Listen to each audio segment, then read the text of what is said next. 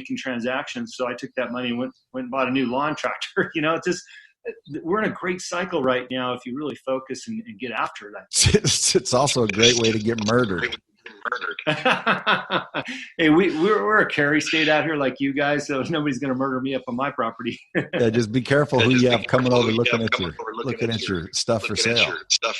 Yeah, good point. Yeah, I heard another message, and then I want to move on to your courses and stuff. But I heard another message you were talking about on Instagram about family, and would you sacrifice $1 million to spend more time with your family? And that's a conscious decision I made when I moved to Montana. To me, I live a life of more than enough. And for me, more than enough is waking up, as you suggested, being with my kids and being able to feed them, which requires very little effort on my part. So anything beyond that is icing on the cake. But really an interesting topic for people to hear. And I'd love to hear your perspective once again for my audience about, the value of family versus money. Well, I mean, it boils down to a choice. I think timing is crucial as well. But I would not have changed not as much time with my kids so I could financially support them now. So like, I personally would sacrifice a little time with the kids and the family so I can give them financially the support I think people should have. Like, again, I didn't have any financial support. I could have been a lot, farther ahead. I think if someone would have had the ability to, give me some money in the beginning, buy me cars, pay for my college, pay for my housing, financial support, I think goes a long way if you use it right. Again, a spoiled kid, it could go the opposite way too. But at the end of the day, I like having the ability to give financial support to my kids. So and what I was asking the individual is, would you have changed anything now that you know that you didn't spend enough? He said he would have. Well, again, I mean, dude, that's admirable, but I don't think I would have.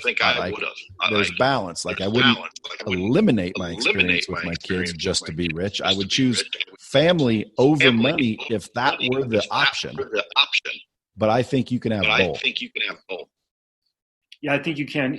I've got 1 year on you in age, and I was fortunate enough. I think I've heard you say you're on your third go around with your set of kids. I've got a 4-year-old and a 6-year-old, and I am very blessed for the foundation I have to be able to spend time with them. But one thing that I did realize is how important time with the family is. And I think it's important for everybody to find that equalization of family versus stability financially. And I would encourage people to look for that in whatever they're doing. Agreed.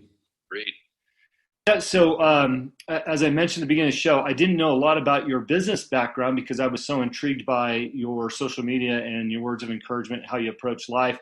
To me, you're kind of in the middle between David Meltzer and Sean Whalen, just enough of an edge to make me listen and not so mellow, that I'm going, okay, Dave, I'm done meditating. So thank you for your position right in the middle. But, I jumped on your website. I bought your book today. I looked at your materials, and I thought, what an incredible resource. Well, even for somebody like myself, I'm a business consultant now because I can do that from Montana on the phone, and I'm a life coach. And I thought, I need this guy's program. So I got online. I started texting back and forth with your online helper. And first of all, congratulations on a well-buttoned up, efficient business, communicative, nice website, great materials. But tell us how the system works and how people can benefit from what you're doing, because I think there's a lot of value in that, especially when people are maybe redefining their businesses while they're sitting at home.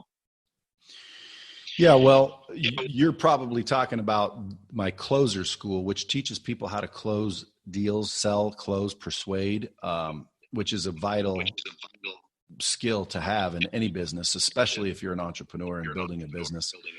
However, my real business is Lightspeed GP, which is what platform it's built on. I'm kind of hearing an echo. Do you hear the same thing?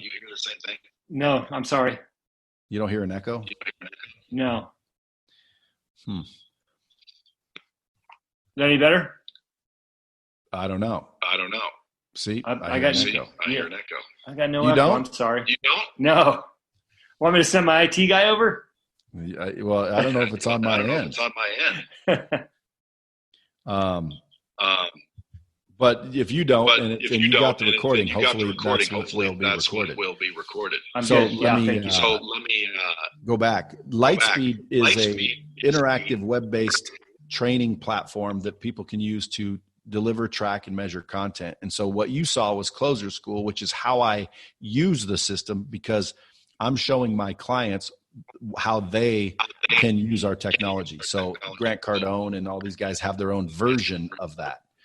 If you're a life coach, for example, you probably have said a lot of the same things to a lot of people because, you got to lay foundations and teach people some fundamental facts. No matter who it is, there's things that apply. So you would create something to where I virtualize who you are. So when people come on board with you to be life coached, they might go through interactive course, which would emulate what you would have said. And then once they're up to speed on some foundations, that's when the face-to-face comes in. So the Closer School, I teach people how to sell, close, and persuade. The Lightspeed system, which is, that's what I really do. That is an 8-figure business that I created over the last 20 years. And we help businesses train people better. And we help subject matter experts get their knowledge virtualized so it can get out to the masses. Yeah. Well, I think it's a tremendous value for those big companies out there. Apologize for the echo, and we'll wrap it up here. I think you've got an incredible Instagram page, motivating, inspiring, and worth getting up for in the morning, hearing what you have to say each and every day. I love the ability to find new content out there. So keep doing what you're doing. By the way, I want to thank you all, not only for what you're doing in your business, but, I reached out to you via Instagram, direct message from my sports page, which doesn't have a lot of followers, doesn't have a lot of content. I didn't realize I was on it when I asked you for it. And you immediately wrote me back and said, yeah, I'm interested in being on your podcast. And that says a lot about you. There's a lot of people in your position that have came to me and said, yeah, I'd love to be on your podcast. And when I actually try to schedule it, never happens. And here you are. You didn't know me from Adam.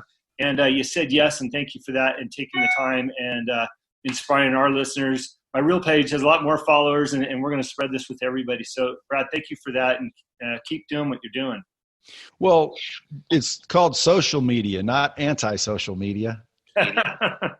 There's too many people out there that kind of let attention go to their head, and then they lose the attention. You see, if I wouldn't have responded to you or other people that DM me, eventually you're going to lose interest in me. Just like I would you, if I, reached out, and you've never do anything. Eventually, I just go another direction. I appreciate each and every person that follows me, and I'm thankful that there are people sending me DMs. So I answer each one of them. Now, obviously, they are getting a lot, and eventually I probably wouldn't be able to answer all of them because they're piling up. However, right now, if someone reaches out, DMs me, wants to ask me a question, wants a little advice, I'd be happy to give it. That's awesome. It says a lot about who you are and your willingness to continue to give back. So you've got a follower for life. Look forward to getting your book when it comes out. Go to Brad's website, find the book, order it now. I'm sure it's filled with wisdom, so I look forward to that. And again, I just want to thank you for the time and reaching back to me and saying yes. Dude, my pleasure. My pleasure. Next time you're in Vegas, stop by. Absolutely. I appreciate that invite. I'll be there. Thank you for listening to today's show. It is my pleasure and honor to interview all of the guests that have been on the Answer is Yes podcast. If you have enjoyed the show, please go on iTunes and subscribe, give a rating, or simply tell a friend about the show. We also believe in the message of our guests and the positive influence of their stories. As my own mentor and coach, David Meltzer has taught me, spend some time every day thinking and writing about the things in your own life that you have more than enough of. You will find out how blessed we really are. Please visit my website, livelifedriven.com, for the latest updates about me and what I'm doing. Plus, I post a monthly blog about the many topics on this show. This podcast can also be found there. As I learned early on in life, what you believe is what you will achieve. Thanks, Mark Victor Hansen, and thank you, and have a great week.